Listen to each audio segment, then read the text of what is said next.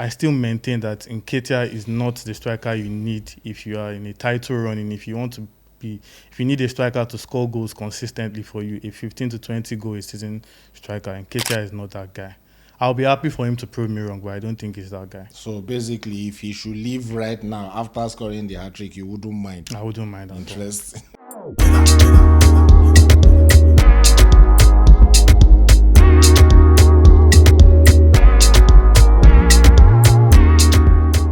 Welcome to Naija Football Talk today. It's been a madhouse backstage, and now that we are here with this episode to discuss the biggest action from last weekend's games, I have Bolu and Kolade with me, and we're going to continue the madness where we resume. But all I can say is, stay with us.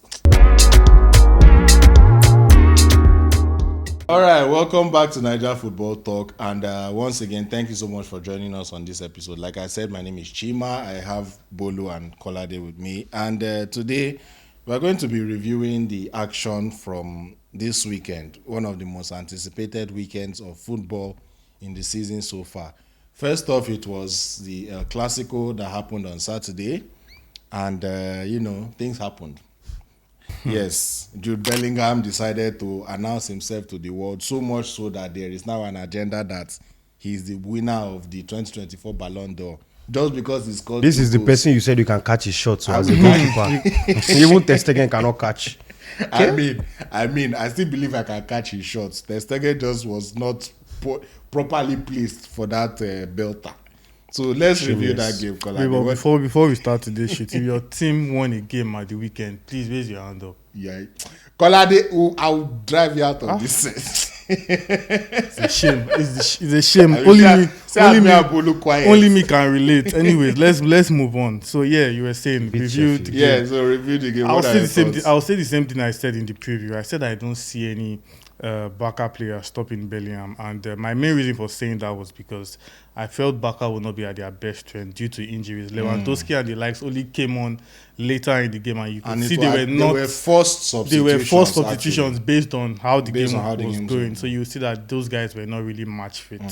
So Bellingham is just Bellingham at the moment, but I do feel that Ter Stegen should have done enough especially for the second goal. I feel like a goalkeeper of his quality should have stopped that shot, but I don't know.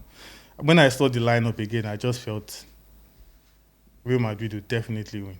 Definitely. That lineup was not even impressive at all. I mean, Gavi having to play in the holding role. Yeah, I think Cancelo also played on the wings. On the flanks.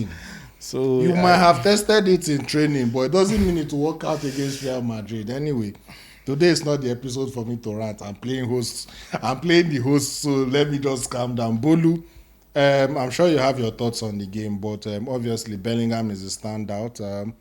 Gavi, another Golden Boy contender, was also a standout. Golden Boy contender. Yes, he is, whether you like it or not. That's so shameless. I mean, whether you like it or not. Continue what you're saying. Golden Boy contender. So what do you think about future Ballon d'Or winner? It's a possibility. I mean, let's move on.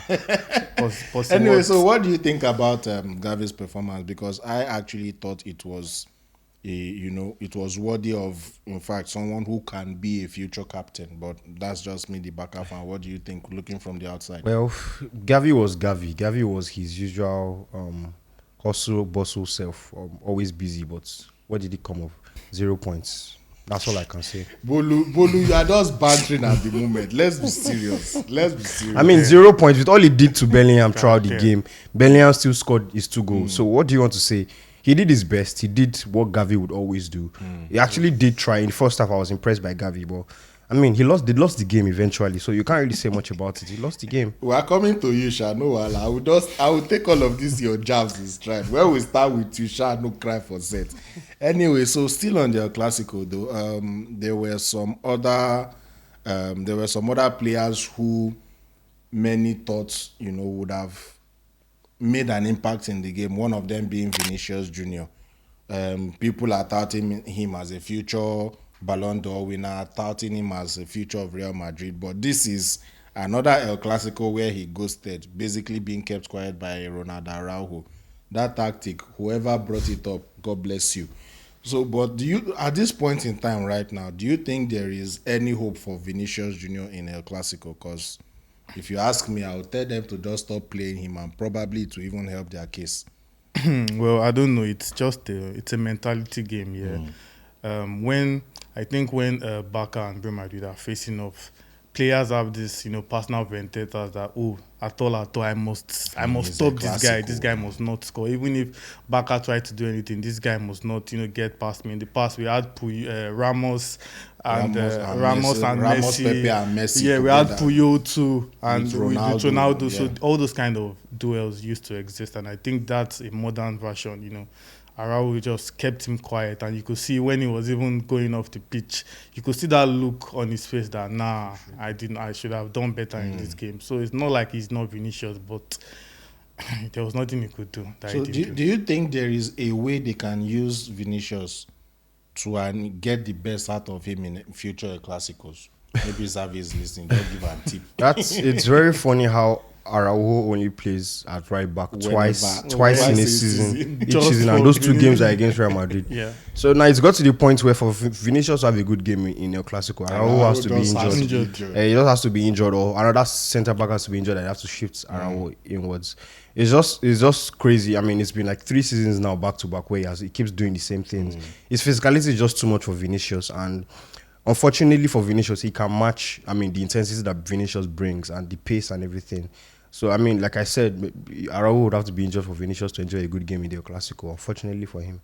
Unfortunately for him, every Araujo injury has always been outside of a Clasico window, which we are grateful for. Anyway, it has happened.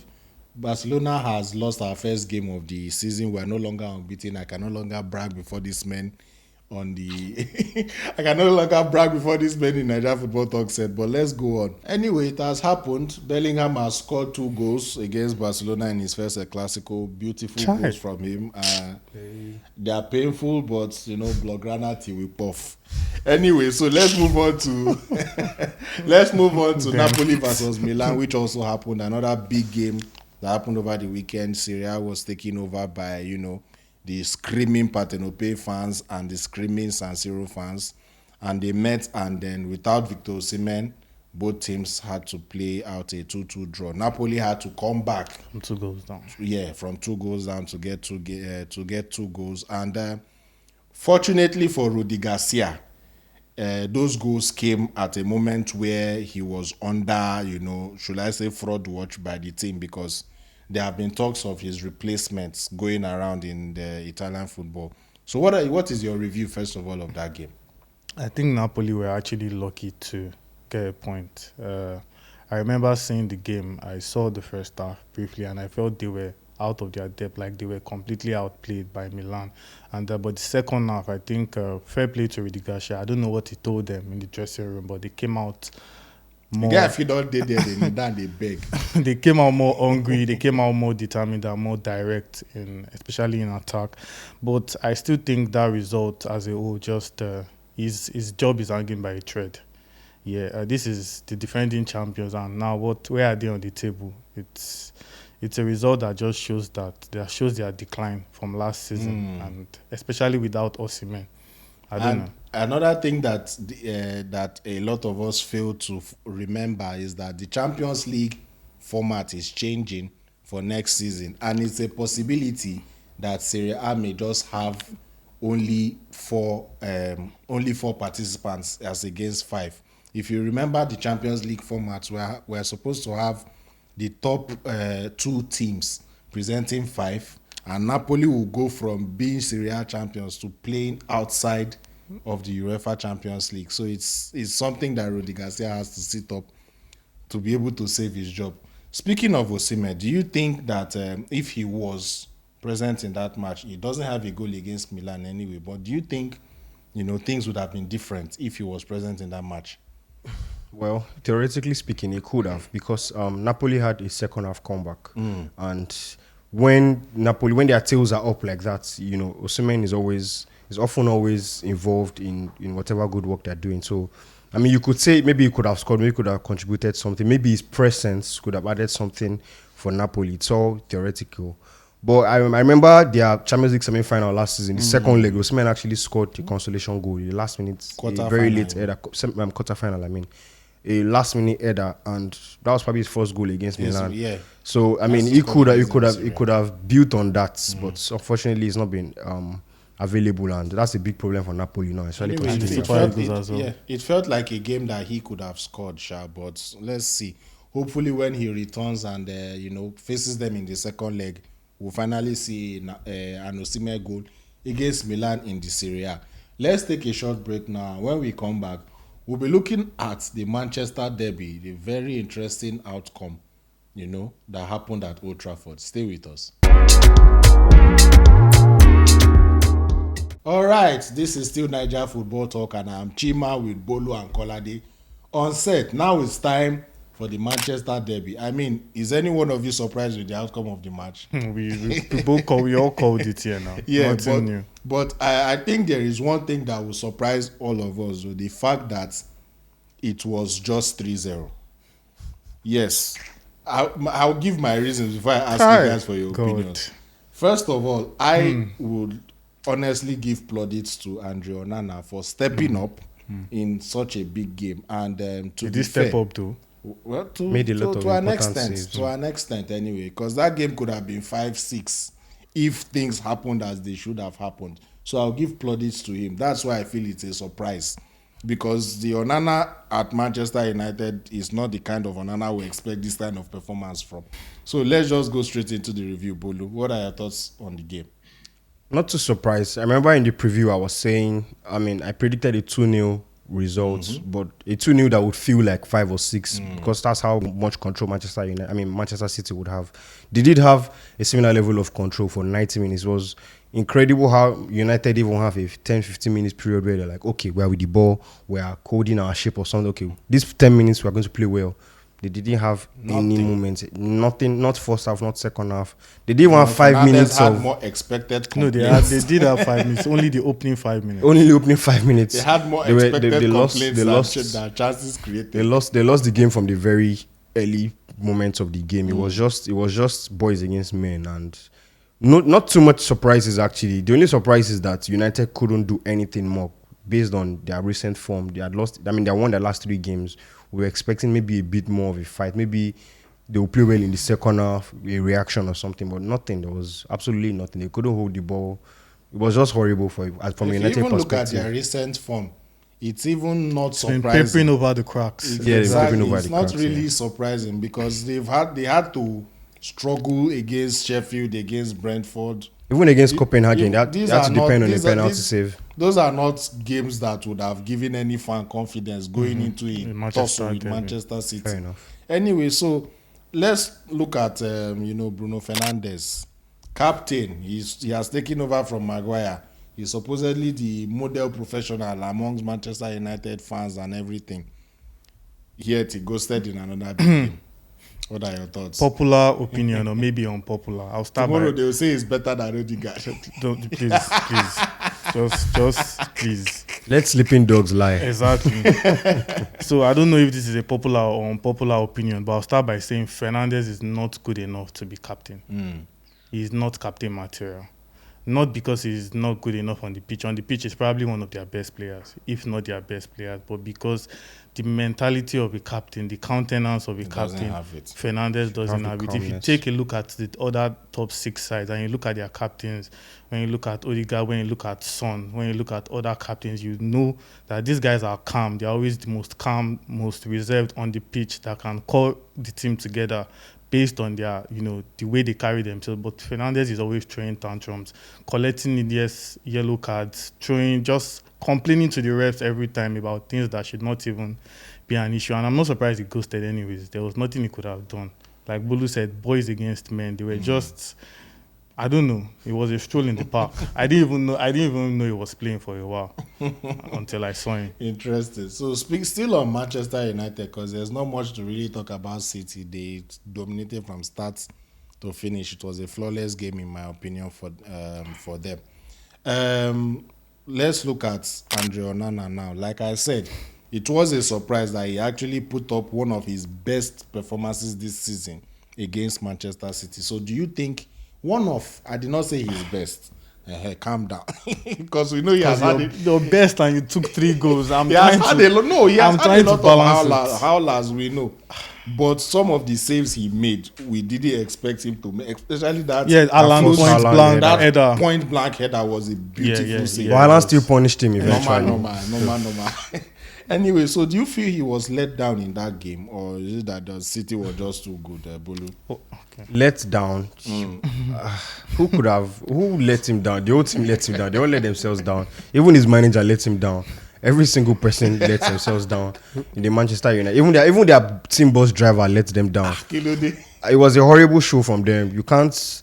Onana was probably the one that can leave that game with credit based on the saves he made. But he still considered 3 goals. He still lost the game in an embarrassing manner. So you can't really, he made saves, but you can't really give him credit for that because he was a £50 million goalkeeper. Let's not forget. He has been in bad form.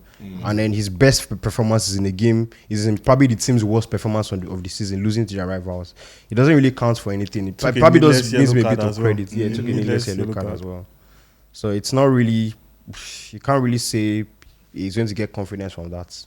Interesting. Anyway, let's quickly move on to other action in the Premier League, which were, because there were some really, really interesting results that came out. Nketiah hatrick, almost scored 4 goals. Chelsea lost thanks to... Let's move to more important games. Manchester derby. All right, so Bolu, quick one here. What actually went wrong for you guys in that match? Chima, tired of asking this question. They tire. Every time, what went wrong? What went wrong? Equal opportunity show. Everybody has the opportunity to say their mind. Same old. We couldn't score a goal. We were so poor in attack. We didn't take our chances. You guys literally... Brentford always beat us at home. I told you they were lucky to get a point. You were lucky to get a point. They were lucky to get a point. It's just where we are at currently. Okay. We always perform against the better teams, even though we've not been able to beat them yet. But then the teams who come to defend, we don't know how to break them down, which is very frustrating. In the first half, Brentford were so defensive. Their strikers were almost in their defensive third of the half, and they still scored. They still won the game 2-0. It's just incredible, and it's very frustrating. But that's where we're at right now. Hopefully, we can get some consistency, some balance in the next few weeks, and keep winning games. But it's just very sad, really. Pele, that's all I can say. Thank you, Pele, to you too. I mean, right now we are both sharing the misery together. He's the only one who has... He beats Sheffield United. They've not won a game this season. They've not won a game this season. You won't beat Sheffield. We'll be Luton. You won't beat Sheffield. Chelsea won't beat Sheffield. Speaking about Arsenal's very humongous win, we're seeing shades of the 2020-21. Hey, don't mention that shows you why it's a fugazi. You beat Sheffield United with Nketiah scoring a hat-trick. So basically, are you saying that he's not good? He's still not, no matter the hat-tricks he scores, he's still not good enough? No, don't get me wrong. It would be wrong of me. It would be dismissive of me to say Nketiah has not improved. He has improved this season. Yeah, he has improved. He's one of our most improved players alongside Tomiyasu as well. But I still maintain that Nketiah is not the striker you need if you are in a title running. If you need a striker to score goals consistently for you, a 15 to 20 goal a season striker, Nketiah is not that guy.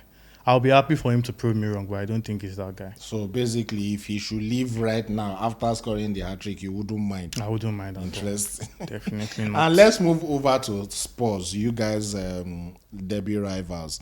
It's a very interesting scenario happening right now. They are currently top of the table. And Heung-min Son is cooking. He's popping and, he's doing everything that people expected of Harry Kane this season, but now Harry Kane is somewhere else. So doing the same thing as well. Exactly. So do you think he can, replicate that form, or he can be the new Harry Kane for Spurs?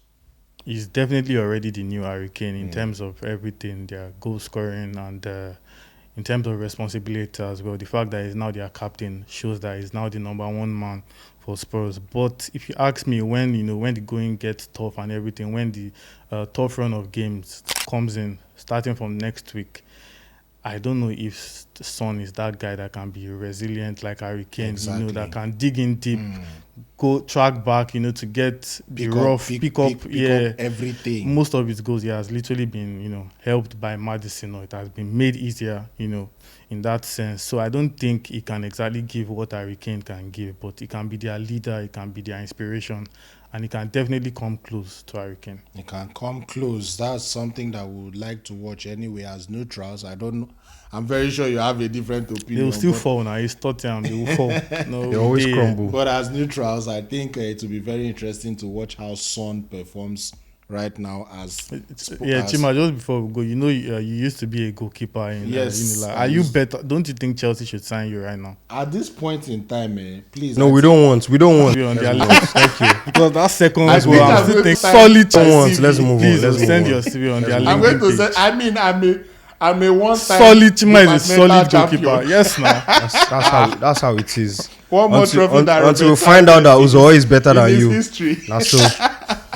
Anyway, that's all we have for this episode of Naija Football Talk. Special thanks to our sponsors for this video, upoker.net, for this wonderful partnership. And I hope that you visit the Play Store, your App Store, or even the Windows Store to download the app right now and get playing with your friends. Thank you so much for staying with us up to this point in time. The conversation continues on our social media. Make sure you follow us with the handles showing on your screen. And until we come your way with another wonderful episode of Naija Football Talk.